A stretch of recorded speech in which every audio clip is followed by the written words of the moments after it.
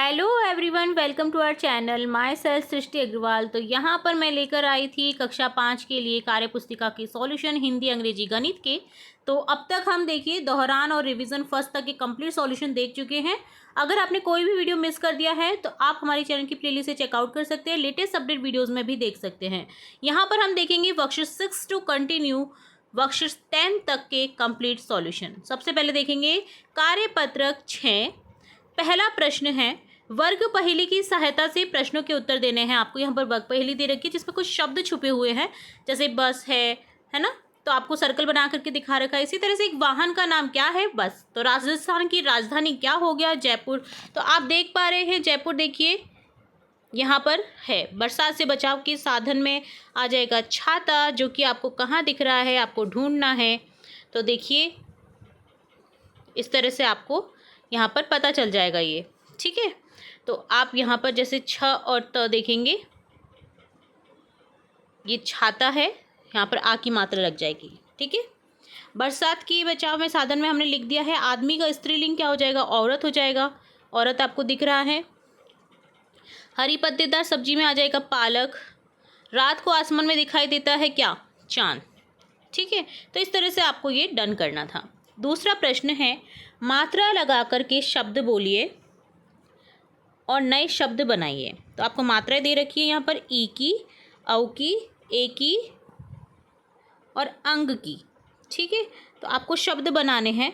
ई से जैसे किताब है, औ से मौसम है, ए से पेड़ है, अंग से अंजीर है। तो ई से बन जाएगा किला, सिर। इसी तरह से औ से बन जाएगा मौसम, औरत, कौआ, फौजी। पेड़, एड़ से बन जाएगा पेड़, एड़ी।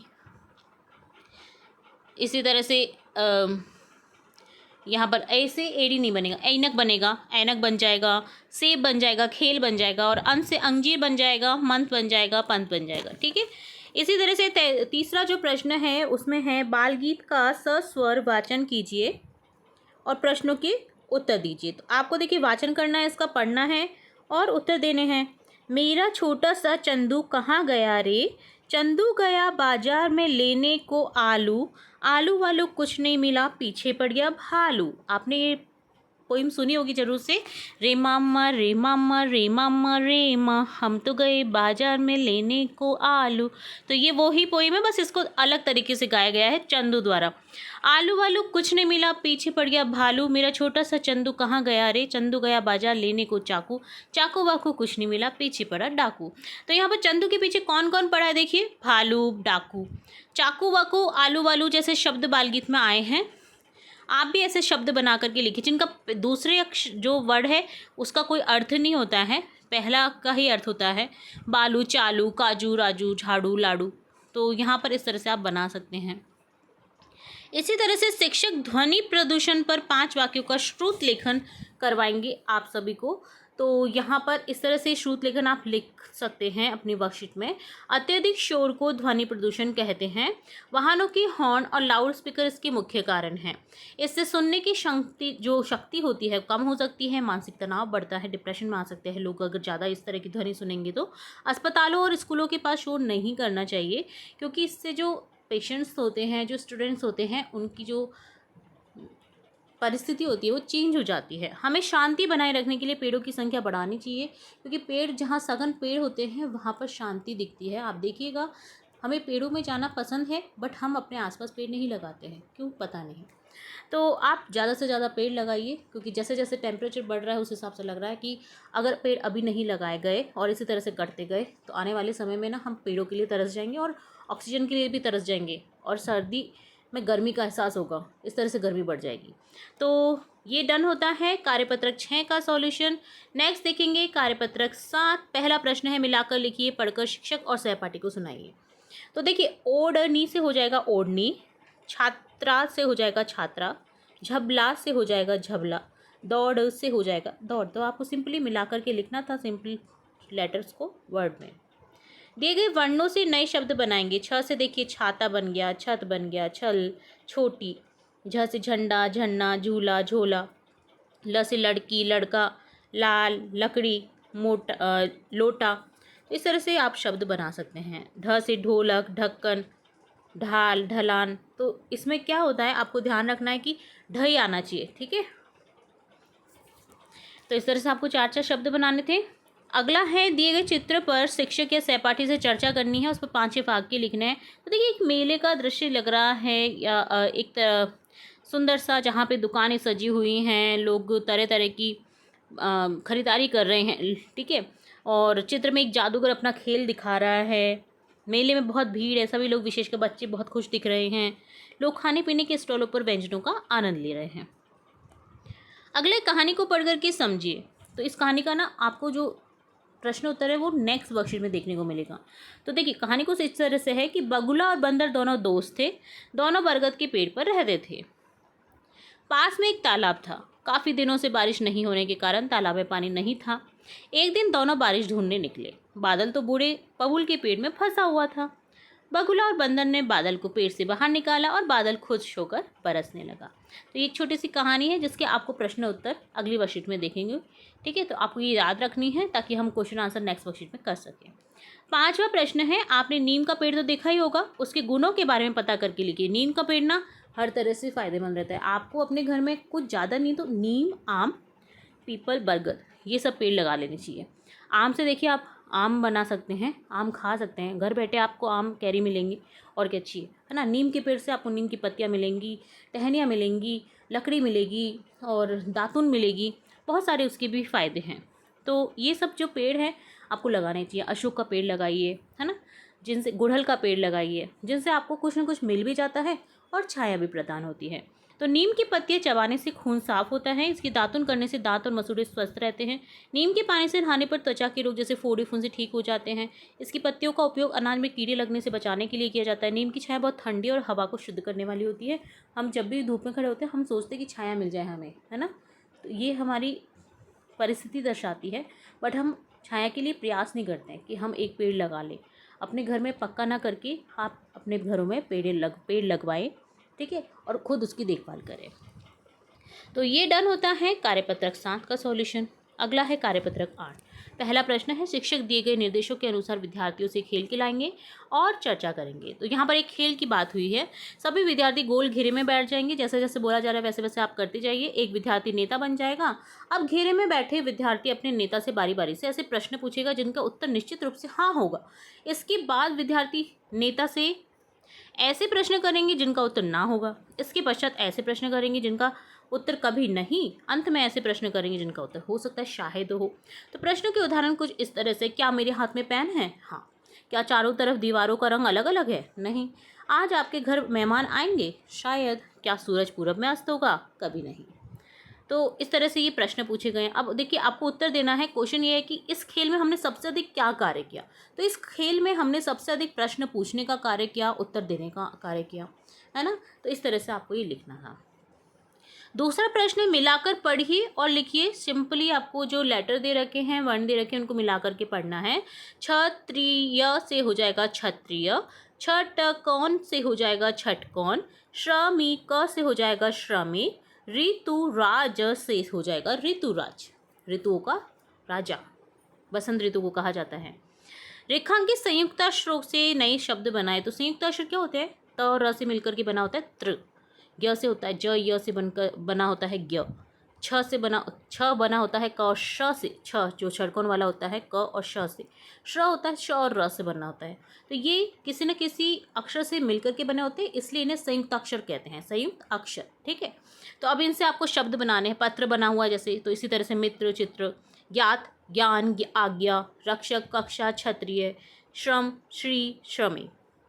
अब देखिए हमने जो पिछली वर्कशीट में कार्यपत्रक 7 की कहानी पढ़ी थी बंदर और बगुले की, अब उसके क्वेश्चन आंसर है यहाँ पर। तो क्वेश्चन है, कहानी में कौन से पेड़ का वर्णन हुआ है? तो बरगद के पेड़ का। बगुला और बंदर दोनों शब्दों में कौन सा वर्ण समान है? ब समान है। बंदर का स्त्रीलिंग क्या होगा? बंदरिया। उपयुक्त कहानी का शीर्षक क्या होगा? दोस्त और बादल, क्योंकि दोस्त है बगुला और बंदर और उन्होंने बादल की मदद की, तो दोस्त और बादल हो जाएगा। बादल बरसने से हमारे जीवन में क्या क्या अच्छा होता है? लिखिए। तो बादल बरसने से चारों तरफ हरियाली छा जाती है, फसलें अच्छी होती है, गर्मी से राहत मिलती है ना। पानी की भी पूर्ति हो जाती है ज़मीन को।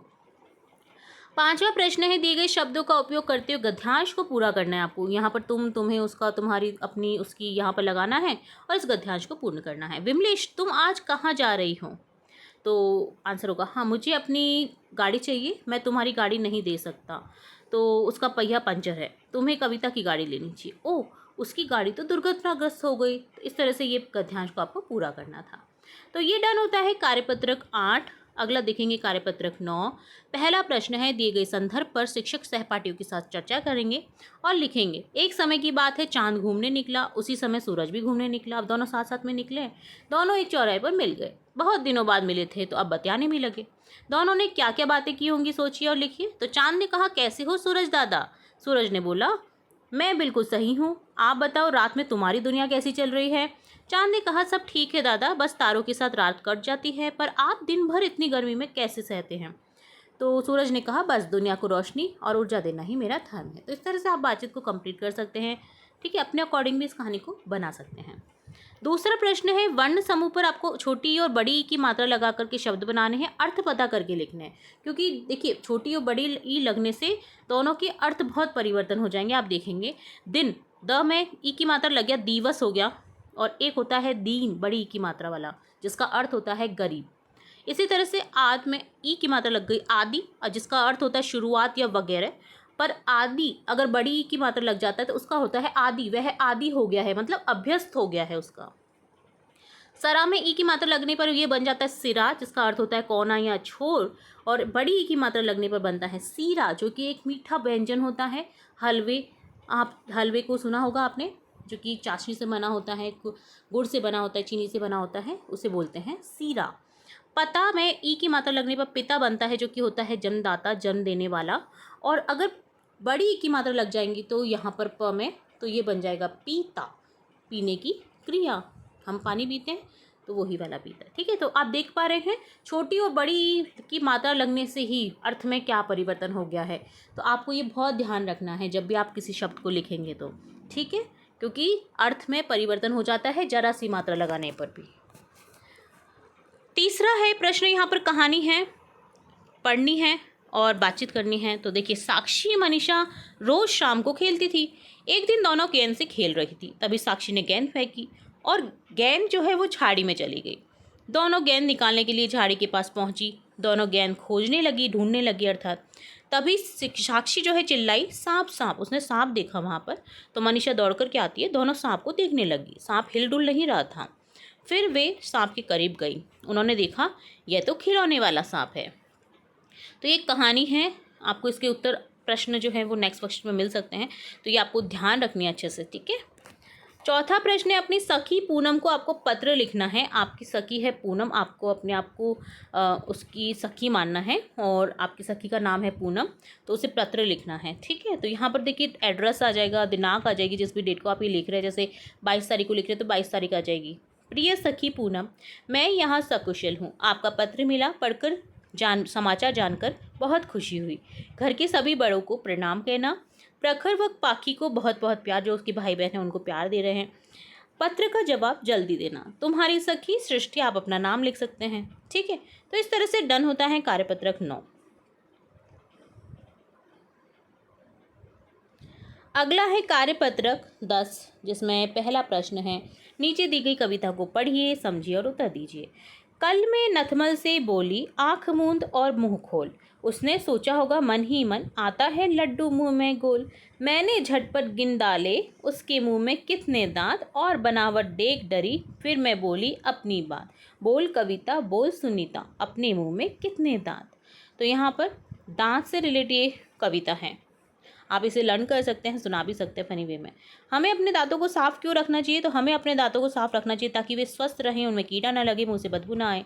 दांतों की सफाई कब करनी चाहिए? हमें रोजाना सुबह उठकर सोकर उठने के बाद और रात को सोने से पहले दांतों की सफाई करनी चाहिए। यदि आपके मुँह में दांत नहीं हो तो क्या होगा? यदि मुँह में दांत नहीं होंगे तो हम खाना ठीक से चबा नहीं पाएंगे और साफ बोल भी नहीं पाएंगे। दूसरा प्रश्न है, रेखांकित शब्द का लिंग बदल करके आपको वाक्य पूरा करना है। तो आपको देखिए, अगर फीमेल दे रखा है तो मेल लिखना है, मेल का फीमेल करना है। तो देखिए, चूहा बिल में घुसा, अब चूहा का लिंग बदल करके लिखेंगे चुईया, चुईया बाहर रह गई। घोड़ा, और घोड़ा का हो जाएगा घोड़ी, घोड़ी घास चर रहे हैं। इसी तरह से तीसरा प्रश्न है, आप कक्षा 5 के विद्यार्थी हैं, अपने संस्था प्रधान को मेले में जाने की अनुमति हेतु प्रार्थना पत्र आपको लिखना है। तो देखिए इस तरह से लिखेंगे, सेवा में श्रीमान प्रधानाध्यापक महोदय, आपका विद्यालय का नाम आ जाएगा, राजकीय उच्च माध्यमिक विद्यालय सिरोही। विषय लिखेंगे मेले में जाने की अनुमति हेतु प्रार्थना पत्र। महोदय जी, सविनय निवेदन है कि मैं आपके विद्यालय की कक्षा 5 का छात्र हूँ। हमारे शहर में एक बहुत बड़ा मेला लगा है, मैं अपनी कक्षा के मित्रों के साथ उस मेले को देखना चाहता हूँ।